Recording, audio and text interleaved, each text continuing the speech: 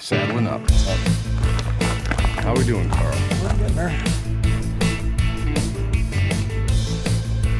Come on, Django. I'm going right where you're at, Joe. Oh man. What do you guys got to say? Hey, wake up. We got all the horses loaded. We didn't want to wake you up when you were not, so we took care of it for you. That was awful nice of you guys. So we just loaded up the last 4 horses we had to pick up. Unloaded the first 4 that we picked up. Got them all saddled. Got everything checked. Put a little air in the tire because that's always important. We're good to go. We got about 45 minutes to an hour to get to the trailhead, probably an hour. This year's hunt was unique, and we had some new guys with us. The crew this year was going to be composed of 5 of us for the first week.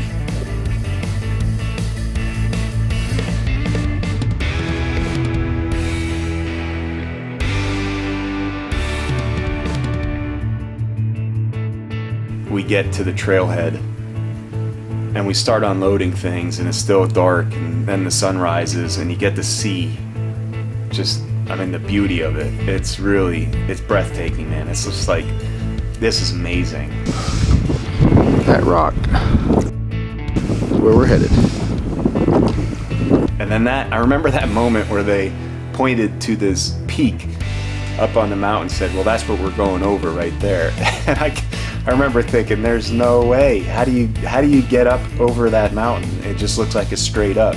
I'm sure I'm glad I brought that extra pair of undies. It's gonna be fun. Spoken like a rookie. Yeah. Jim's pretty quiet. Hey, it's an adventure. It's gonna be an adventure the whole way down, too. This is an adventure. Our Father and our God, we are grateful that we have this opportunity to enjoy your creation. We thank you for that. We ask that you will keep us safe, Master, above all things. Keep the horses calm. And Father, that you will find a spot for us out there, and we'll camp and we'll have success according to your plan and purpose for all of us. We thank you so much that we have the ability to do this, and that we know that your watchful eye is always upon us. You never lose track of us, but you're there. You said you would never forsake us either. So we can rejoice in this, Master. We thank you so much that this is the day that the Lord has made. Let us rejoice and be glad in it. Be with us this day, Master, as we get on our horses and head up to the trail. We ask it in Jesus' name. Amen.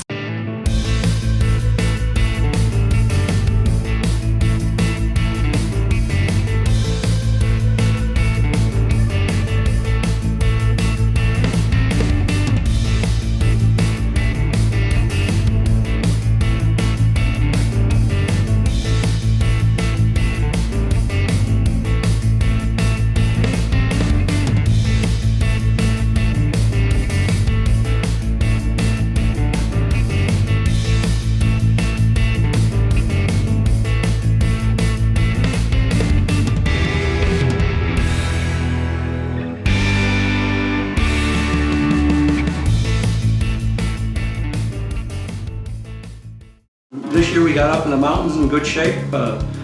No wrecks. Had to tie up one pack once, loosened up a little bit, but fortunately it was right away. Got up there without really no major incidents whatsoever. And well, the mountains are not an easy place to be. Your limitations, it tries you. My first year I went back with these guys, which I don't know if that was the right thing to do or not, but I guess that's yet to be told. I found out how much work it is. It's constant. Take care of the horses, hobble the horses, make sure they're fed. Get out there, cut firewood, get water in, you know. Make sure the tent's secure for the night. I mean, put up fences. I mean, it's a constant.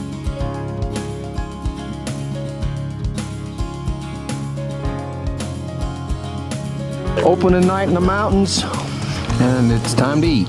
So what'd you get, Carl? Beef stroganoff with noodles. It's good. What you got there, Jim? Beef stew. Beef stew. Dave, what you got, man? Chicken and broccoli. To her, I would never say, Kelly, why can't you cook like this? On tape. That one's on tape, buddy. I know. One day I received a call, and it happened to be his wife. She said, Joel, I'd like to do something special for Luke for his birthday, and I'd like him to be able to come out and hunt with you. This was too late in the season, and there was no way he could really get a tag. So what I did say, hey, there is an option if he would like to just come out and go on a backcountry hunt with us. The experience is well worth it.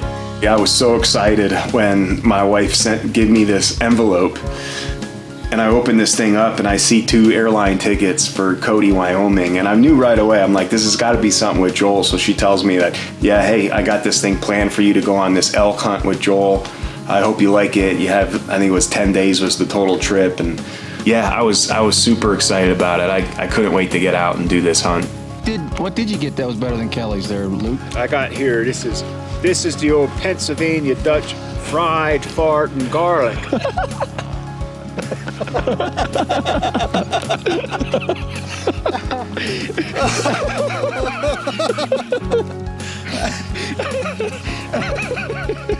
Your classic spaghetti and meatballs. This is spaghetti and meatballs, eh? It does make you sleep good at night.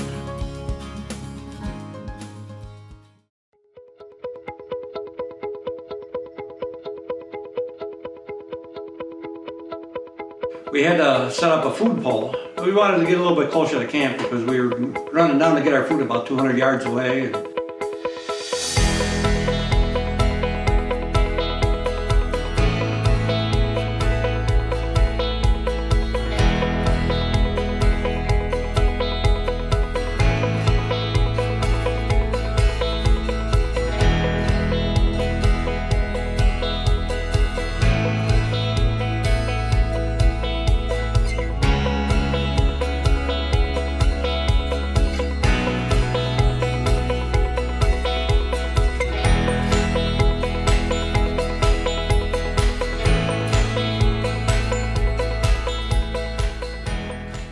Had a little lunch, and then went out for an evening hunt. Alright, we found some elk across the valley, and really in the shadows. I can't really show it to you on video here, but in the shadows we're going to try.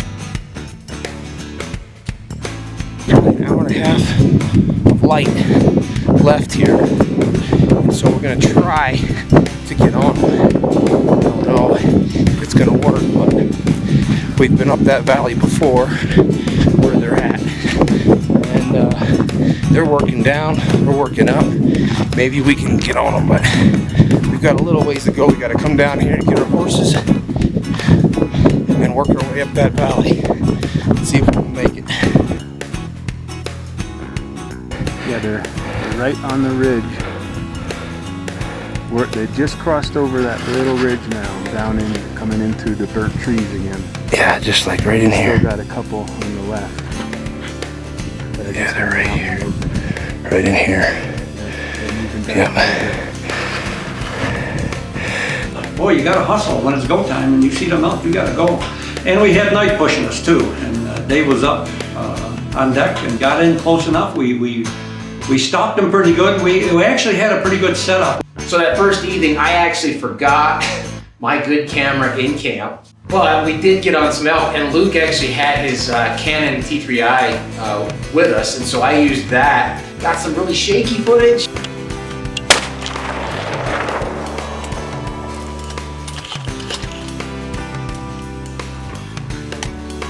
Was that the big bull, Dave?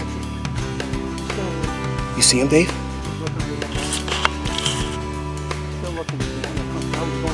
Yep, in the back, right? Yep, in the back, Dave. See him?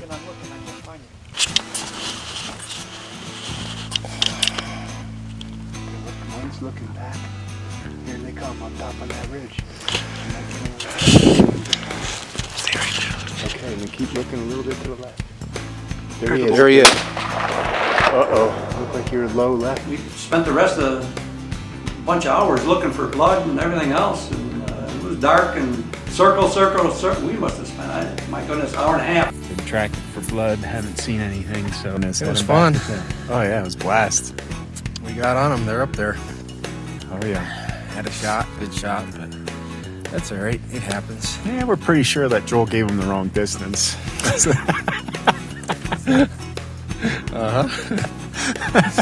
Pretty sure we were going off the Easterners distance here. Dave, any words for the camera? That's all I got. What do you think, Carl? I'm with them.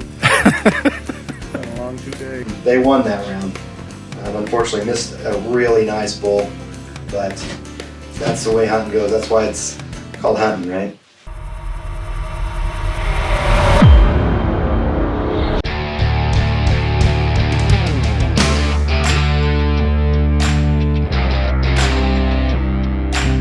So the first time that we got on elk, I was thrilled because I was truly concerned that it was going to be the week that I was there that they were going to go and not see a single elk. The next day we went out, and I think within an hour of glassing, we were on elk again. We're in the same exact spot that Dave shot his bull back in 2016.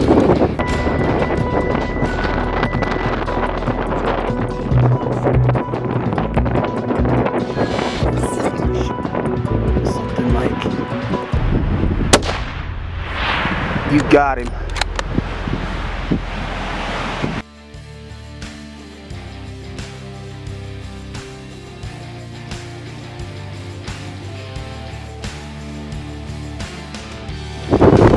And we've seen several bulls.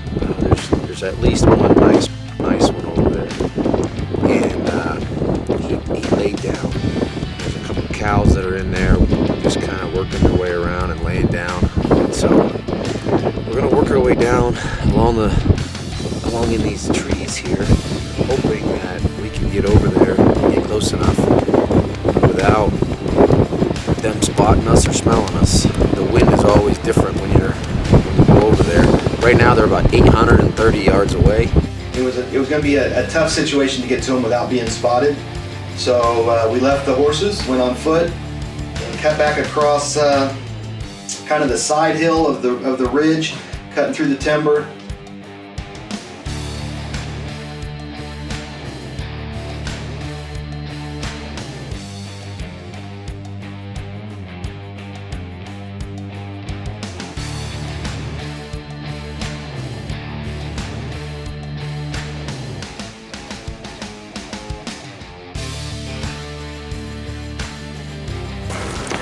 Alright, as we were stalking up to that big one, that's still about 500. There's a real small spike. We had to be probably 50 yards from it, but we kind of backed out away from it so we don't spook them. He didn't see us. He didn't wind us. So we snuck back uphill.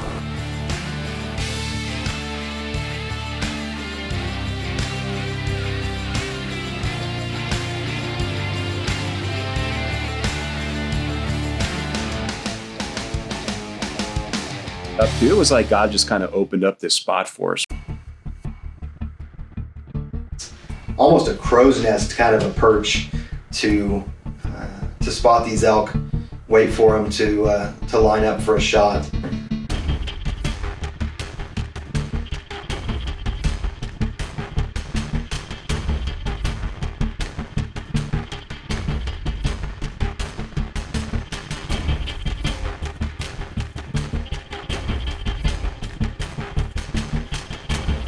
I need a range. 400.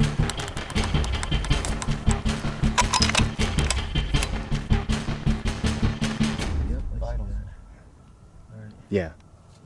Now he just stepped once. His vitals look way open right here. Are you ready? Yeah, ready. Take your time. Are you on him? Yeah. I'm on him. I'm recording. Through the camera, I could see the elk jump a bit, but then it looked like it just kind of took a couple steps and then disappeared into the woods. And I zoomed the camera out, hoping to see it running. I was really looking for movement on the camera screen. I didn't see any movement at all. and I zoomed back in a little bit. I just could not find this elk. It looked good, but after he made the shot, we lost it. All of us lost it. Luke lost him in the camera. Dave lost him in the scope. I lost him. I didn't know where he went. Where's Dave's bull at? There was another bull off to the left that ran with some cows, and we didn't know if it was his bull or not. So he can't shoot again. We got to figure out what happened to this bull. So here we are, we're looking for Dave's bull, and all of a sudden Dave turns and he says, Joe, there's another bull. Where? He just came out of the trees. Find that gravel bar? The higher gravel bar. It's a nice one. The range. For 450, 450.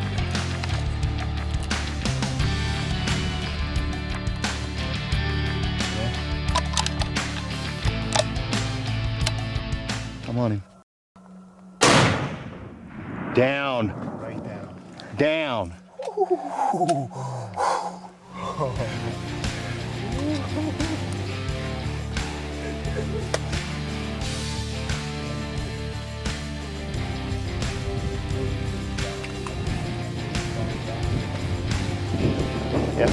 Yep, he's rolling down. Come on down, buddy.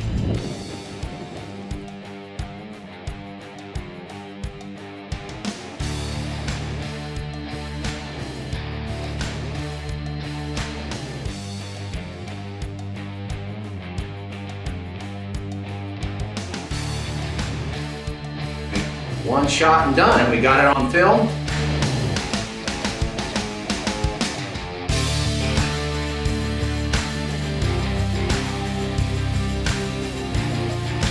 But again, what happens to Dave's bull? So we're just sitting there talking. I don't even remember what we're talking about, trying to figure out like what was a good shot, how did the shot feel? He said the shot felt great. I mean, everything seemed really good. Well, honestly, yours looked like that really good.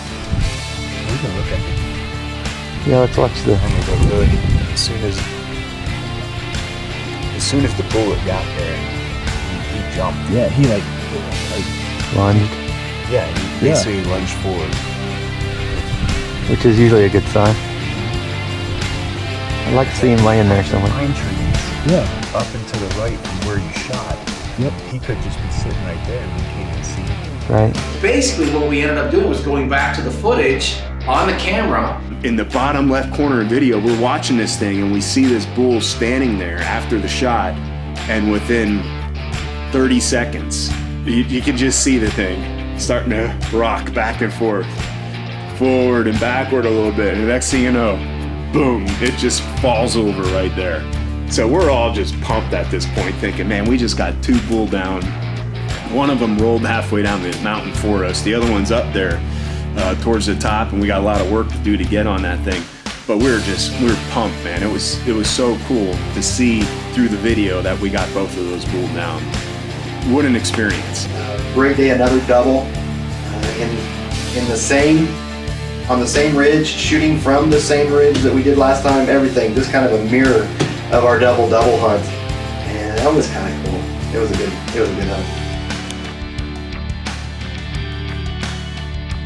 Well, anybody that's been elk hunting knows that the work of the elk hunt starts after you pull the trigger, and that is exactly how this hunt went. And once we shot, we had to go back and get our horses and get over to where the elk had fallen. He's right down here.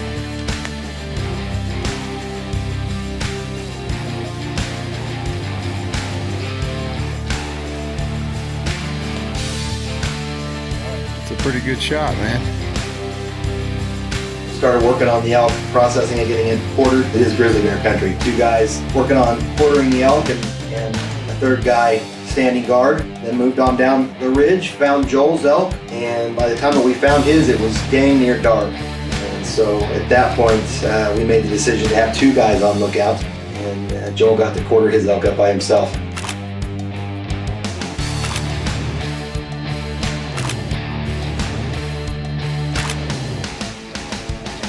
So the heads, we didn't want to leave by the carcass, and we didn't have an extra horse, so we would have to come back the next day for those. So we decided to take them away from the carcasses. And the story of the 2 elk heads, me dragging one of them down the hill, the other one on my shoulders. And when I picked that thing up and put it on my shoulders, it was like someone dumped a gallon of blood down my back. It was interesting, but well worth it. I mean, and put them up in a small pine tree so that no bears could get them and drag them away, as we've had happen in the past.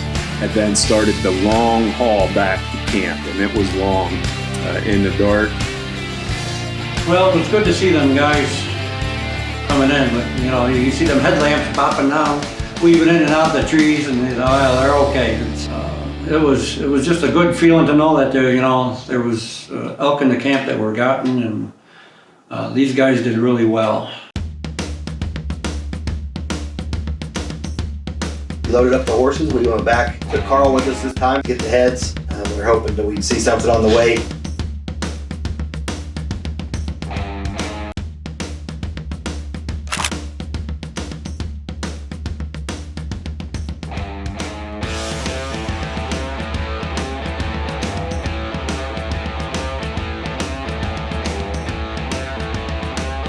The time that we had together as brothers together, working together on a hunt, is a time in your life that you'll never forget. What an adventure, but it definitely is a challenge.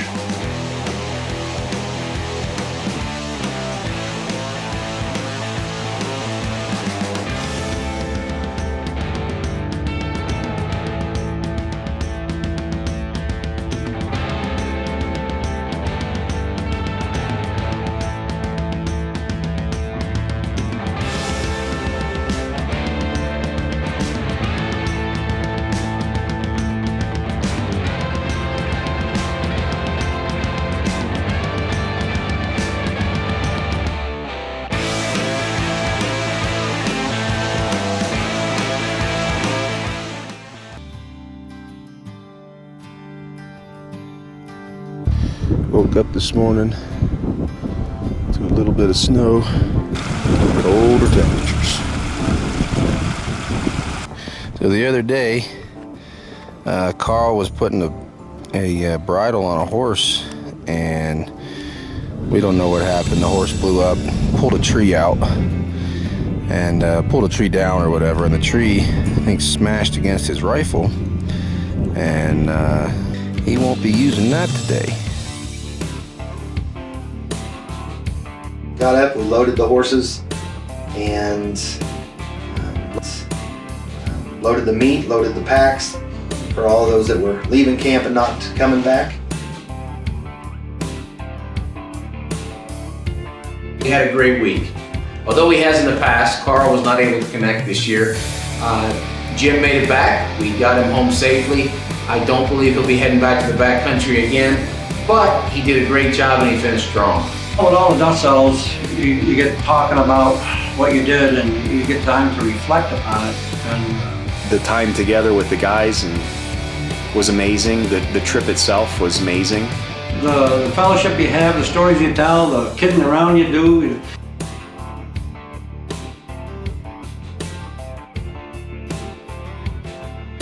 There really is a camaraderie that you build on these hunts.